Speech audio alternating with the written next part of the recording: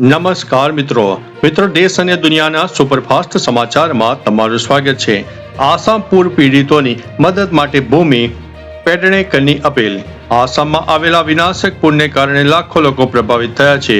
આ મુશ્કેલ સમયમાં અભિનેત્રી ભૂમિ પેડણેકરે પૂર પીડિતોને મદદ માટે દેશવાસીઓને એક થવાની અપીલ કરી છે। તેમણે સોશિયલ મીડિયા પર વિડીયો શેર કરીને આસામની ગંભીર પરિસ્થિતિ અંગે ચિંતા વ્યક્ત કરી અને રાહત સામગ્રી પહોંચાડવા માટેની વિગતો પણ શેર કરી છે। ભૂમિએ કહ્યું છે કે આસામના લોકોની મદદ કરવી દરેક ભારતીયની જવાબદારી છે। અન્ય મહત્વના સમાચારની વાત કરીએ તો દિલ્હીમાં વધુ એક આંદોલન। 4 ઓગસ્ટે સંસદ ઘેરવાની તૈયારીમાં। દિલ્હીના વિવિધ ટ્રાન્સપોર્ટ સંગઠનોએ E20 પેટ્રોલના ફરજિયાત ઉપયોગ સામે વિરોધ નોંધાવ્યો છે। સંગઠનોએ 4 ઓગસ્ટે સંસદ ભવન તરફ માર્ચ યોજવાની જાહેરાત કરી છે। તેમનો આક્ષેપ છે કે E20 ઇંધણના કારણે વાહનોમાં એન્જિનની સમસ્યા અને માઇલેજ ઘટવાની ફરિયાદો વધી રહી છે। ટ્રાન્સપોર્ટ સંગઠનોની માંગ છે કે સરકાર સામાન્ય પેટ્રોલ અને E20 વચ્ચે પસંદગીનો વિકલ્પ આપે। અન્ય મહત્વના સમાચારની વાત કરીએ તો જામનગર આયુર્વેદિક યુનિવર્સિટી પેપર લીક મુદ્દે રાજકારણ ગરમાયું। જામનગર આયુર્વેદ યુનિવર્સિટીના BAMSના શલ્યતંત્ર પેપર લીકના આક્ષેપો બાદ રાજકીય ગરમાવો વધ્યો છે। કોંગ્રેસે પેપર વોટ્સએપ અને સોશિયલ મીડિયા પર ફરતું હોવાનો દાવો કરીને નિષ્પક્ષ તપાસની માંગ કરી છે। સામે ભાજપે જણાવ્યું છે કે આ મામલે પ્રાથમિક માહિતી મેળવાઈ રહી છે અને ગેરરીતિ સાબિત થશે તો જવાબદારો સામે કડક કાર્યવાહી કરાશે। ભાજપે શૈક્ષણિક મુદ્દે રાજકારણ ન કરવાની પણ અપીલ કરી છે। અન્ય મહત્વના સમાચારની વાત કરીએ તો સાયબર ફ્રોડની ફરિયાદ માટે પોલીસ સ્ટેશન જવાની જરૂર નહીં। ગુજરાતમાં હવે સાયબર ફ્રોડની ફરિયાદ માટે પોલીસ સ્ટેશન જવાની જરૂર નહીં પડે। નાયબ મુખ્યમંત્રી હર્ષ સંઘવીએ ગાંધીનગરથી cyber financial fraud E0 FIR સેવાનો પ્રારંભ કરાવ્યો છે। 1930 હેલ્પલાઇન પર ફરિયાદ નોંધાવતા જ E0 FIR આપમેળે તૈયાર થઈને સંબંધિત પોલીસ સ્ટેશને મોકલાશે। અમદાવાદના ડિજિટલ અરેસ્ટ કેસમાં આ વ્યવસ્થાથી 15.76 લાખથી વધુની રકમ બચાવવામાં સફળતા મળી છે। અન્ય મહત્વના સમાચારની વાત કરીએ તો ભારત ચીન સરહદી વેપાર ફરીથી શરૂ। ભારત અને ચીન વચ્ચે નાથુલા પાસ મારફતે સરહદી વેપાર 1 ઓગસ્ટથી ફરીથી શરૂ થવા માટે જઈ રહ્યો છે।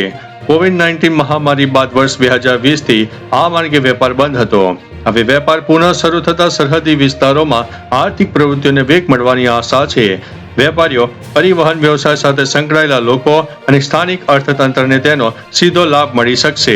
બંને દેશો વચ્ચે સરહદી વેપારમાં પણ નવી તકો ઊભી થવાની શક્યતા છે। અન્ય મહત્વના સમાચારની વાત કરીએ તો અમદાવાદમાં આવાસના મકાન ભાડે આપશો તો ઘર જપ્ત થશે। અમદાવાદમાં સરકારી યોજના હેઠળ ફાળવાયેલા આવાસને 7 વર્ષ સુધી ભાડે આપી શકાતા નથી। નિયમોનો ભંગ કરવા માટે તંત્ર કડક કાર્યવાહી કરશે।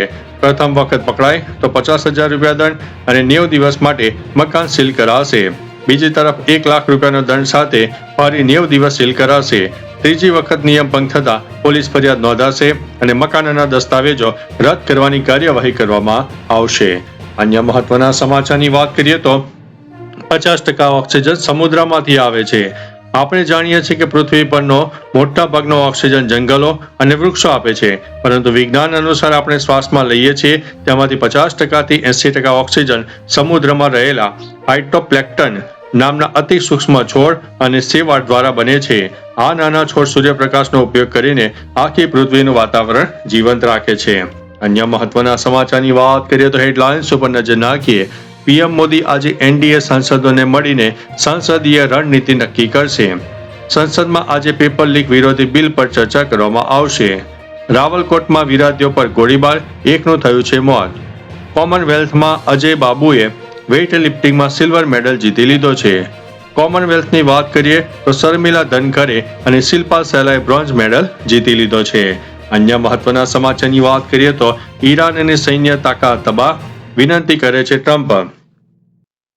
ડોનાલ્ડ ટ્રમ્પે ઈરાની સૈન્ય તાકાતને સંપૂર્ણપણે નબળી પાડ્યાનો દાવો કર્યો છે। તેમણે જણાવ્યું છે કે હવે ઈરાન વાતચીત કરવા ઈચ્છે છે અને બંને દેશો વચ્ચે કરારની શક્યતા પણ બની શકે છે। હાલ બંને દેશો વચ્ચે મુકાબલો પણ થઈ રહ્યો છે। રશિયા દ્વારા ઈરાનને સેટેલાઇટ મદદ આપવાના દાવા અંગે ટ્રમ્પે ઉમેર્યું છે કે તેઓ તેની તપાસ કરશે, પરંતુ જો એવું થયું હોય તો પણ તેની કોઈ ખાસ અસર પડતી નથી। અન્ય મહત્વના સમાચારની વાત કરીએ તો તત્કાલિક ટિકિટમાં કે નવો નિયમ જાણી લો. ભારતીય રેલવે દ્વારા 1 ઓગસ્ટથી તત્કાલ ટિકિટ બુકિંગના મોટો ફેરફાર કરાશે. કાળા બજારી રોકવા માટે એસી માટે હવે સવારે 8:30 અને નોન એસી માટે 9:30 થી ટોકન મળવાનું શરૂ થશે. મૂળ આઈડી બતાવવું ફરજિયાત રહેશે. દરેક કાઉન્ટર પર એસીના 10 અને નોન એસીના 15 ટોકન અપાશે. આ નવી સિસ્ટમથી લાંબી લાઈનો અને દલાલોની મનમાનીમાંથી મુસાફરોને મુક્તિ મળશે. અન્ય મહત્વના સમાચારની વાત કરીએ તો 3 ડોક્ટરોના સસ્પેન્શન પર હાઈકોર્ટનો સ્ટે.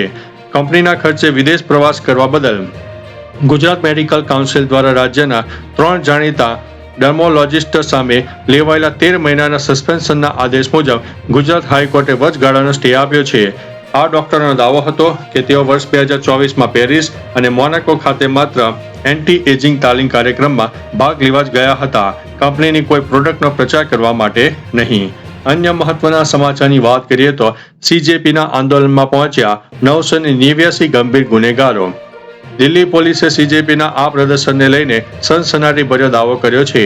પોલીસના જણાવ્યા અનુસાર આ આંદોલનમાં ગુનાહિત પૃષ્ઠભૂમિ ધરાવતા 2873 લોકો હાજર હતા, જેમાંથી 989 લોકો પર હત્યા, બળાત્કાર, લૂંટ, સગીરો સામેના ગુના ઉપરાંત અન્ય ગંભીર કેસો પણ નોંધાયેલા છે. પોલીસે સ્પષ્ટ કર્યું છે કે આંદોલનમાં જોડાયેલા તમામ લોકો સામાન્ય નાગરિક નહોતા. પોલીસે આ તમામ શંકાસ્પદોની ભૂમિકાની તપાસ પણ શરૂ કરી છે. તો ચાલો મિત્રો, ફરીથી દેશ અને દુનિયાના સુપરફાસ્ટ સમાચાર લઈને મળતા રહીશો. ત્યાં સુધી અમને રજા આપશો. નમસ્તે.